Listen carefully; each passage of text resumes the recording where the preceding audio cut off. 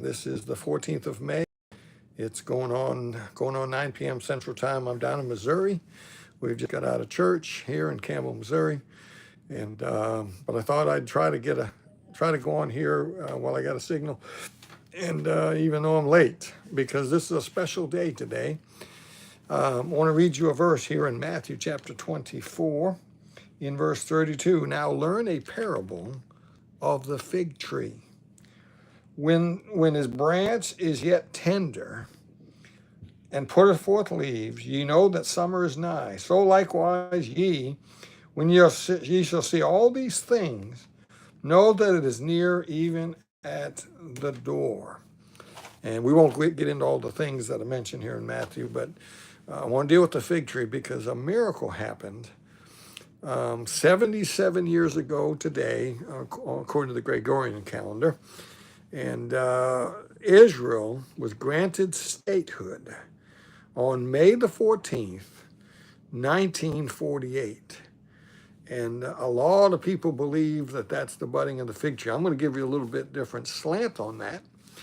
Not because I know this for sure, but I've got a take on it that I want to share with you. Most of you have heard this before, but I'm going to share it again. But on May the 14th, when Israel was reinstated as the state of Israel, some of you remember President Truman, and we did a show on this, so I won't go into all that. You can go watch the show on YouTube. We did a TV show on this where we dealt with FDR, the atom bomb, Harry S. Truman, his vice president, the death of FDR, 7 days after he tells the state of Saudi Arabia that Israel will not be getting back in their land. God takes him out.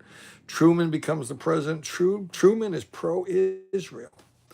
It's a miracle. We did a whole show on that. You go and listen to that. It's just a couple weeks back. And good stuff.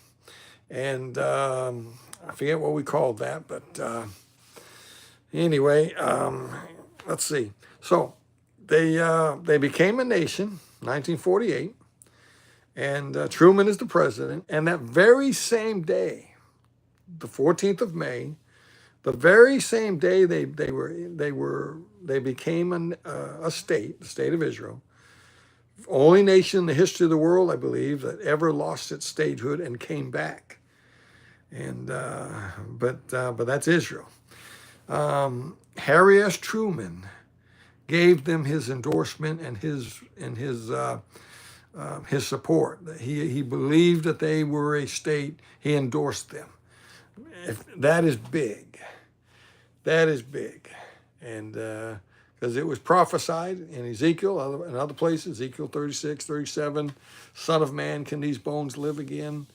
And the prophet was seeing that the bones were going to stand up and they were going to come back together. And then later on, life will enter them. That hasn't happened yet.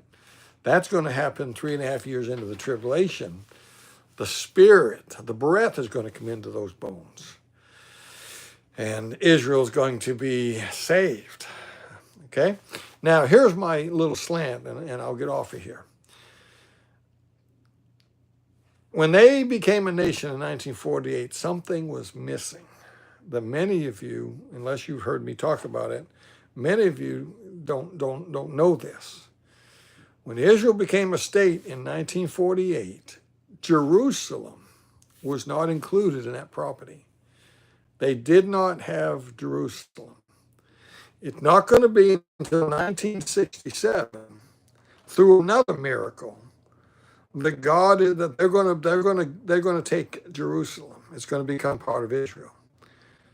What happened was the thing we called the 6-Day War.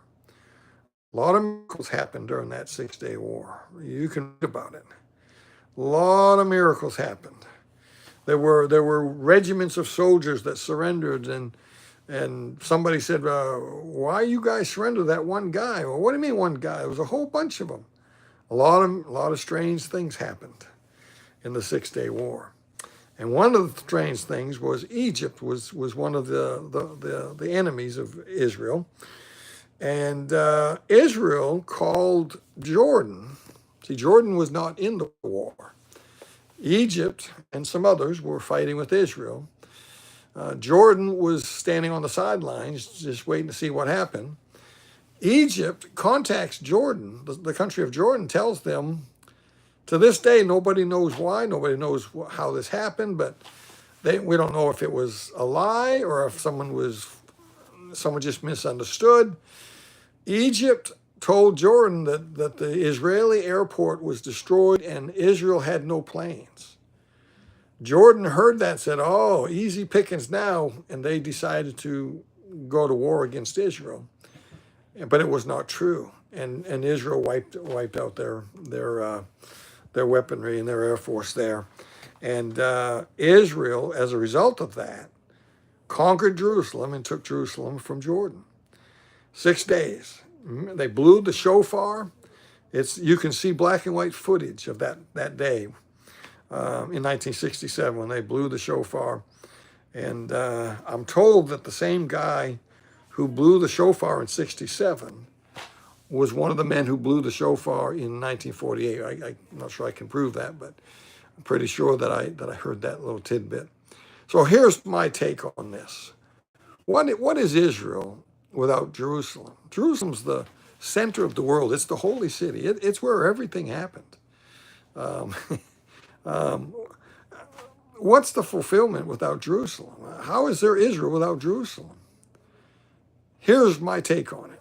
And you can do what you want with this. I'm not saying that I'm dogmatic about this, but here's what I think. I look at it this way. I think the fig tree, which is Israel, I think the fig tree took root in 1948.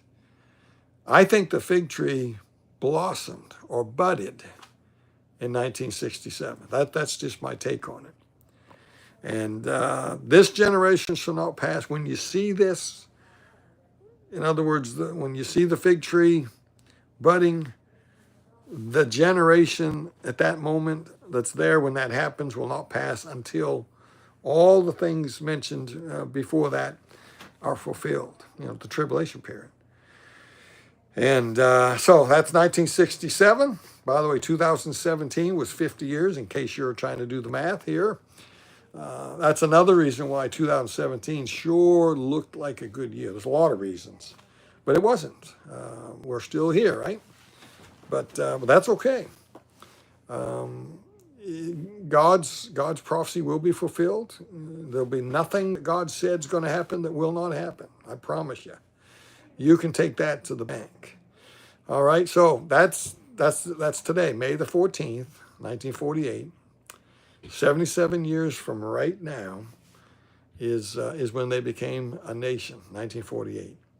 Interesting stuff. Harry S. Truman had a part to play in that. God used that man. God took FDR out. Interesting, huh? All right. We'll be back, Lord willing. Where am I going to be tomorrow? I'm going to the studio tomorrow. We're going to be at my daughter's tomorrow night. I should be able to come live tomorrow night, which is Thursday, right? Okay. And we'll be, I think are we on part 5, I think, or part 6? I forget. The prophecy and the church, talking about apostasy, talking about what an apostle was, the prophets. He gave to the church apostles, prophets, evangelists, pastors, and teachers. And we're going through why apostasy is coming to the churches, who's responsible, what's the job of these different offices that God gave to the church. And if we can figure that out, we can save some of our churches. If we can get pastors back doing what God called them to do and get evangelists doing what God called them to do, we might be able to save this place. We might be able to save a few. All right. Okay. Well, God bless. Thanks for listening in tonight. Make sure you have subscribed. Hit the red button and subscribe if you have not. Hit the like button. Always hit the like button if you like what you hear. It helps get it out there. And share this on your page. We're not doing a Facebook. I didn't have the signal here for that. I'm on Wi-Fi, I believe, and I usually do my iPad on the cellular, but we ain't got that here. So not going to be on Facebook tonight, just here. Okay, God bless, and hey, keep your eyes on them skies.